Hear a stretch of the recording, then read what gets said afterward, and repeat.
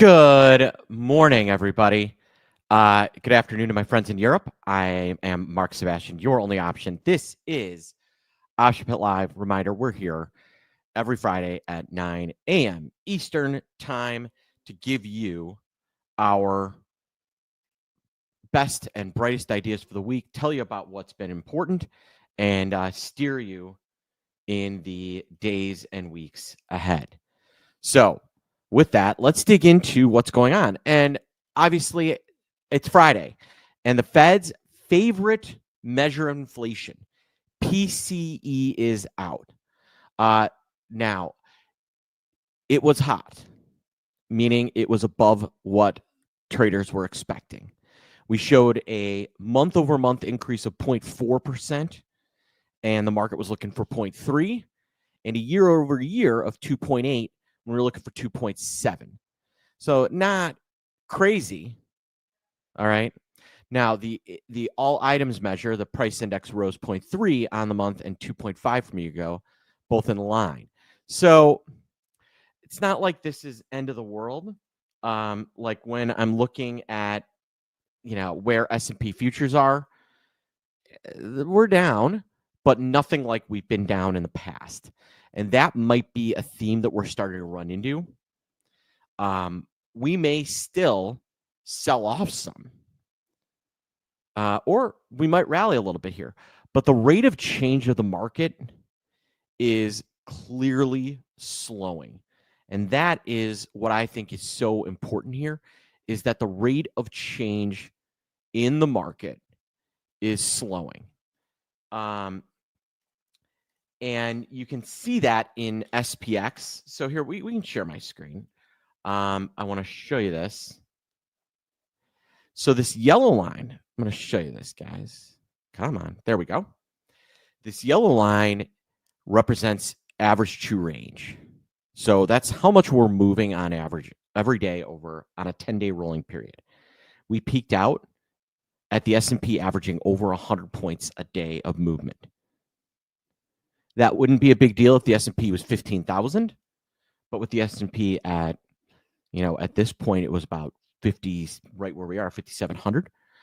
That is almost 2% a day. That is cuckoo bananas high. We're now starting to ease back. But you can see where we came from. If I go back on a 1 year, ATR got above even the August levels when the VIX was 38. And previous peaks had been into the 70s. Normally, we're going to be around a 60, maybe a 55, call it 1% a day.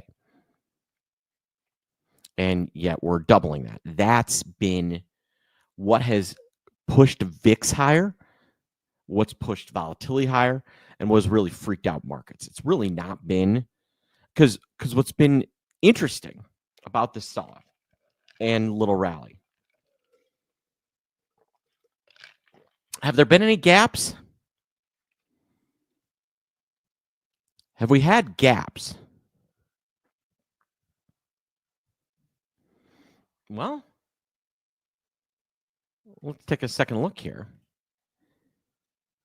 The only gap, look, in each case, very rarely do we actually get a gap down. We got one lower on the 10th to the 11th. On the 7th, we closed 57.70, and then opened the next day 57.05. So down $65 before we kind of really gave it a go. The low was 55.66. It was a really pretty intense day. We closed just above 5,600.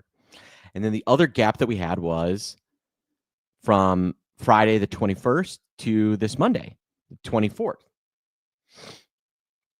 And we got a nice pop then. Pretty interesting. So we're getting a lot of movement, but what's the movement isn't back and forth. We're not getting gaps.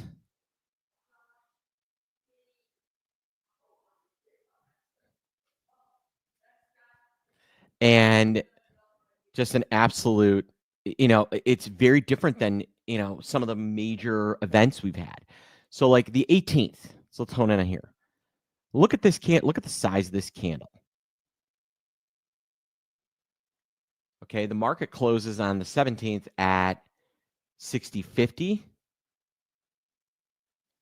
We actually open only down $3. And by the end of the day, we've dropped almost 200. We haven't had a move as big as the 18th this entire period. Look at the size of that candle. So this has been consistent. It's been merciless, the selling, but it hasn't been panicky. It hasn't been panicky. You're saying VIX got to 29. All right. Well,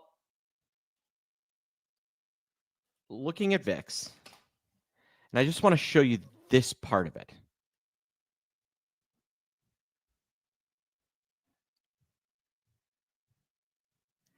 All right. This period is February 20th to March 6th. If I showed a professional trader this pattern of VIX going up, and I asked them what was coming next, what do you think those professional traders would tell me? If they'd never seen this chart before, they didn't know what was coming next, what do you think those professional traders would tell me?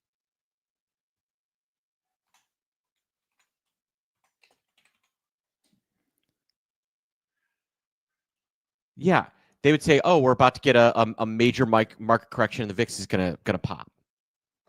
Except that's not what happened. We didn't even get to 30. The way this thing was rallying, it was setting up for a move to like 50 or 60, not 29. And yet that seems to be the case. And even with the return to selling, what I want you to notice is that now we're getting lower highs in VIX and lower lows in VIX. Lower highs and lower lows. So what does that mean for you? Here's my take. VIX, which is, people often say, Mark, what's the VIX? And I tell them the VIX is our best measure of how expensive it is to buy options right now in the S&P, and a pretty good gauge for the overall market.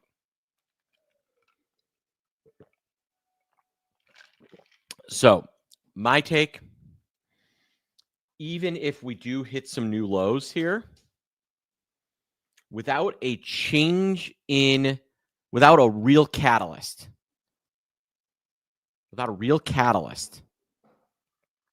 we may very well retest the low at 5,500. I think we briefly 5503, maybe break 5,500, but it may be slow.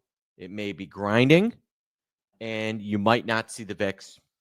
You probably won't see the VIX get over 25. We need a violent event for the VIX to break out at this point, and we have not gotten that. So what does that mean for you? Well, we're going to talk about this a little more, but on Thursday night, I got to introduce Hannah and Hans Albrecht as they launched their new triple income strategy. And what I love about the triple income strategy and where we are right now is that the we don't know what's coming next piece is basically out of the way. The market still stinks, but there's not a lot of uncertainty out there. So my belief is that this might be the opportunity to start your income trading lifestyle. And the best person to do it, the person I'm going to be trading with, if there's one little, every trader is good at some things and not as good at others. One of my weak spots is income trading, collecting premium. I am going to be in Hans's sessions, following along with the trades, and I can't wait to do it. Hans has a 93% win rate, and these are live trades, and an average return of 15%, positive 15%, because he has what he calls the ripcord that gets him out of the way of major events. And that's something I think a lot of income traders miss. They see high vol, high option prices, and think this is a huge opportunity, but they don't have a way of steering themselves once they get into a trade. And that's really what Hans provides. So if you haven't joined Hans yet, this is your opportunity. I invite you to join him right now in what we call turbo income. So hop in and join us. Speaking of people hopping in, let's bring in our own hopper inner. He is Andrew T. Giovinazzi, T being short for two-way trades. Two-way trades, Giovinazzi. Good morning. Happy Friday. That beard is really, really coming in, bud. You like it? I don't dislike it. I don't like the gray because you outside of your beard, when you're shaved, someone would swear you're in your 40s, right? I think yeah, nobody would believe I'm almost 60 maybe. But anyway, I can't believe slap on the beard. Now all of a sudden, if you tell me that you're 55, I'm like, oh yeah, no, that's believable. Yeah, you're 55. Yeah. Plus, I was I don't even want to go into it this morning, but it looks good. I was hunting this morning. Hunting? Nice. Well, not really. Oh no. Rats got into my compost. Oh right. Oh, you were rat hunting. I shot rat X. I got 2. Oh, did you shoot them? Yeah. Oh my. So there's probably 2 left, but I set out traps for them, and All right. And they I guess you know what? They're hungry. If one of them's, just before you kill them, the ones that you trap, put a little bit of like chicken coq au vin in front of them to make sure that they're not, secretly a chef that wants to live on your head under a hat. Can you do that for me? So anyway, that was my morning. Nice. And I actually posted it. I put my hunting scope up. So now I'm like watching the compost. So whenever they start to move, I just grab my gun and try to see if I can pop one in the head. But they got to go. So I got to redo my compost ideas now. It's not happening. So much for life in the woods. There you go. So now, what if you've got Pizza Rat living in there? The one that was dragging the big piece of pizza in New York City. What if he migrated? I'll tell you what. Who knows? I'm moving to Maine. Yeah, they are. That it's never been a problem until this year. Also, on a side, okay. So we were talking about vol and two-way trades. Yeah, and you're right, Mark. The ranges for the market have come down quite a bit. Yeah. Right. So, as always, good observations. So again, expecting I think folks were sort of expecting the worst. I think a lot of money, I think you pointed this out a couple of weeks ago, money is starting to leave the Mag 7 to go to potentially greener pastures. I mean, you have to think about it, how much growth you're going to get out of Microsoft at a 35 PE, Apple at a 30 something PE. Warren Buffett lightening up on them. There are other stocks that you can buy that have growth potential that will benefit from AI. That's just not, Microsoft. Arguably, is probably the cheaper of the bunch, but they might also have the harder competitive waters down. Right. I mean, historically cheap of that group is probably, relative to it's past multiples. Amazon to me looks relatively cheap, but you could also ask yourself if it's, maybe becoming a more mature company and we should stop expecting a 56 PE. The most overvalued out of that entire group, in my opinion, is Apple. And I think you're on board with that. But it's a safety play. I keep telling people Apple is the new U.S. Treasury until the U.S. gets its house in order. Sounds like they're starting to do that. But until the U.S. gets its house in order, Apple's the new U.S. Treasury. So people are like, hey, why were we only down 18 when, all these major stocks? Because people crowded into Apple. Now, when I see Apple selling off, that to me is the market starting to get constructive. And just to show a point, I want Lewis, can we show my screen one more time? So what we're looking at is the 3-month returns of the 3 big, huge ETFs and one more ETF. And I'm going to talk about this. So the very top line, this purple one, is the Dow Jones Industrial Average, the diamonds. In the last 3 months, it is down 1.6%. So think about this major market sell-off, and then go, wait, the Dow's only down 1.6% in 3 months. The S&P. Now, that's not peak to trough. That's, from the beginning of the 3-month period. The S&P is down about 5%. The Qs are down 7.8%. And then last but not least, this purple one, this is going to be an ETF that maybe some of you haven't heard of, but it's one that I pay close attention to. It is MGK. MGK, for those of you that are unaware, is the Vanguard Mega Cap Growth. So it's only, I believe, about the 90 biggest stocks in the S&P 500. Now, what do you notice about, and it is cap weighted again. So what do you notice about which index, which ETFs had the best performance and which has the worst? And what do you think was the common denominator that determined whether you're having just kind of a cruddy 3 months or a really bad 3 months down over 10%? What do you how much grade 8 you got in your portfolio? Yeah, the more exposure to Apple, Amazon, Broadcom, Google, Meta, Microsoft, Nvidia, and Tesla your portfolio has, the worse the last 3 months have been for you. Right. It's been a total rotation. The Dow basically tells us not that much money has actually left the market in the last 3 months. It's rotated. I like that.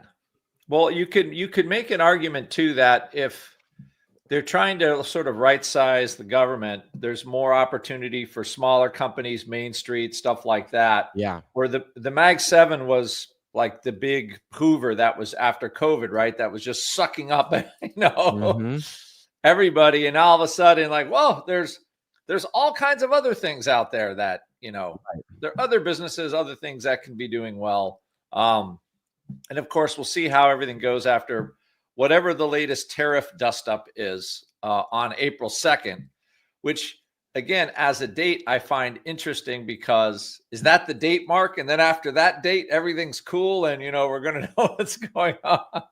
I mean, it is crazy when you look at implied volatility at the cost of options. When you look at the cost of options, there is a dramatic drop off in option prices after April 4th. Yeah, because after that, you're like, okay, they think after the 2nd, everything just goes away. Well, you what's done is done. When you were trading, where you would have that feeling, you could feel how sort of option premiums. You would look at your book, and all of a sudden you're like, I'm starting to buy a lot of options, even though when I don't think so, right? Because in the old days, but we had auto quote, we had the raise system, poets, and all this. And you're on, and all of a sudden you just realize you would look at your trade log, electric trade log, and it's like buy. All you're doing is buying. Yeah. And you're buying farther out. And part of this is it doesn't mean the market's just going to go down, or let's say we we have a little less performance, Mm-hmm. we're not going to rocket back up to all-time highs unless people buy the Mag 7 or unless a lot more money comes in, right? Because just from market cap weighted point of view. So the big indexes cannot go anywhere. But volatility could still come down a little bit, even though, maybe 16, 15 is kind of the lows for a while. Then from there it bounces. But it could also, it could be more of like an income strategy market, right? Where you're like, you don't have that go-go Amazon from 200 to 250. Okay. It's not there. It's not there. Google to 250, not there. Apple, clearly, as we've discussed, is going to be kind of like a bond basically at this point, unless there's more mass selling. But all of a sudden, you do have slightly higher volatility overall, which would make for, decent income generation ideas, buying options near the money, selling options out of the money, and, collecting those kind of credits. And if the market does go down, you still have an opportunity to make some money, or more, covered strategies like, like basic collars, right? You buy puts against your stock because you're like, and there's reason to be freaky, right? There's reason to be freaked out, but higher vols and higher interest rates, you actually get something for your calls. So, just looking at the market that we have, there are other things you can do if you just accept that, hey, Apple's just not going to go up 25% or 15%. Well, and that's where in a week.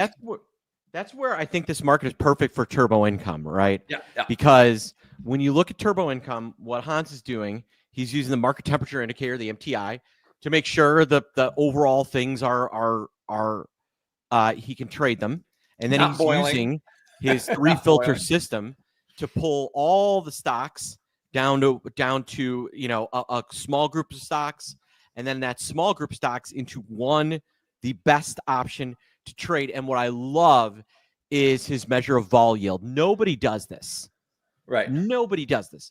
You're going to hear a lot of people talk about something called yield. And now yield is, okay, I have a $10, a stock's trading $10. I can sell a $10 put at $1. And it expires in a year. My yield, 10%. Traders think if I get a good yield out of an option premium trade, that's all there is to it. No, you have to risk adjust. So think about it this way. What is safer, selling a 5% out of the money put spread in Procter & Gamble, or a 5% out of the money put spread in Robinhood? Right? You have to make an adjustment to make apples and oranges become apples and apples. Right. And that is what Hans does. And it allows him to filter through the entire market to find that one trade. And then he's got his ripcord, which he successfully used in March to get him out of the way of trouble with just a tiny loss. The biggest issue with using options to produce income is what, Andrew? The big stinky loss. Right. You make 8%, 8%, and you do that over and over and over again. And then you have 3 losses of 100% or more. Yeah. 200 to 300, right? Yeah. And now you've lost everything and you're down. Right.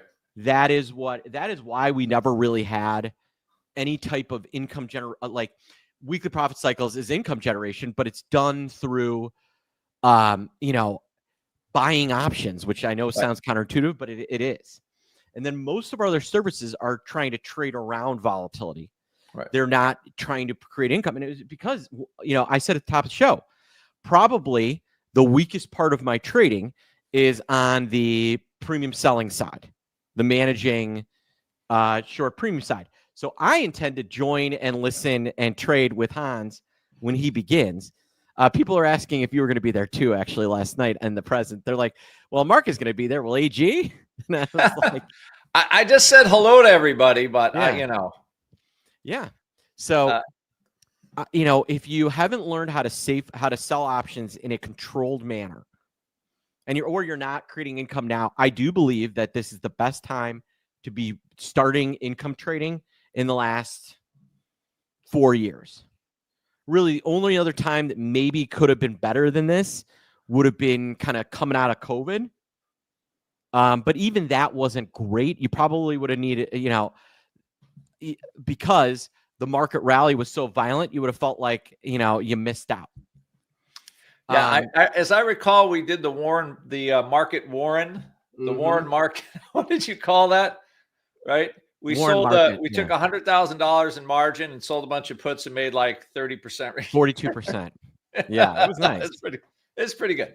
Yeah. Oh, I got some numbers from Licia because it's 9:30. Oh yeah. You want to pull up SPX? She's saying upside. So her downside numbers are 5630, 5600, 5522 for SPX. It was 5630. 5630. 5600. Kind of, I guess, where she was drawing her little, her pitchfork things. Yep, 5600. 5600, 5522. What one? 5522. Oh wow. Well, that would be the low close from the 13th. We get down there, we got some real problems. We got there. I think people are starting to lose confidence in the mag. The mag 7 is, instead of a 30 PE. No, there is an opportunity to rotate, and actually, with them having been deflated here, there might be some opportunity for income generation and maybe buy options, buy stocks at really low prices. Certainly in like, a few names like Amazon. What was Licia's upside levels? 5717, 5732. Those are her two kind of numbers here that she wants to see us sort of rip. So on the upside, we're looking for 5717. And what was the last one? 5732. 5732. All right. Which brings in 5775 as an upside target. So I feel like we were there last week or the beginning of this week. Yeah, we got right there.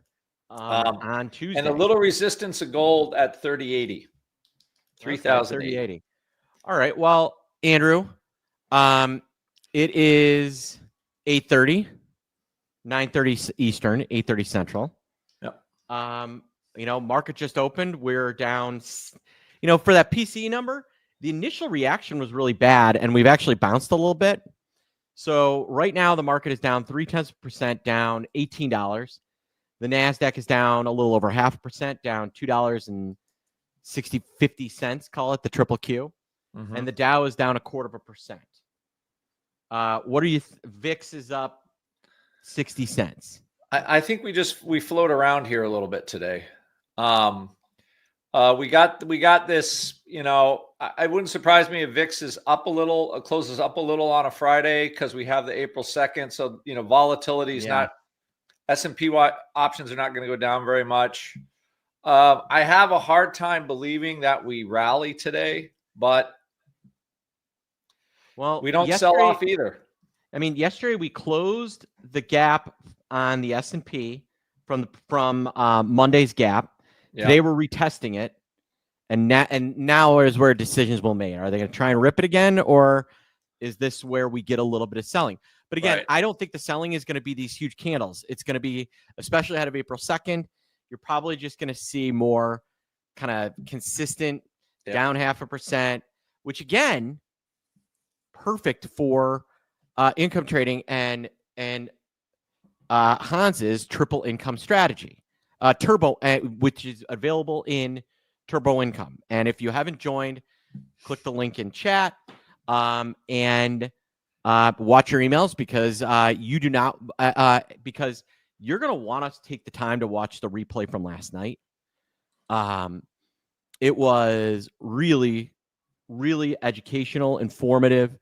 I learned a few things, and so will you. So if you haven't seen the replay, it'll pop on right after the show here. Kick back, play it in the background while you're trading. You're going to find some nuggets. Trust me, it'll be worth it. So Andrew, we're up against it. I know we didn't get to your vehicle today. We'll hopefully get to it next week. But what do you got?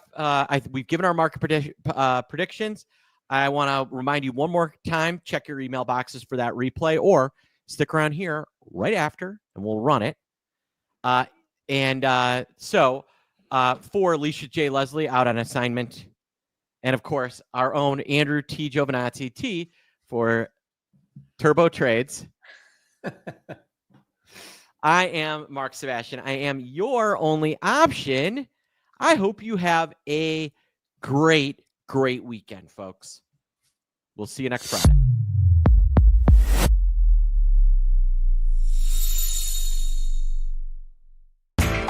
You know how the financial world goes. Here comes the buzzkill. Please make sure to take some time to read this boring disclaimer. We will owe you one.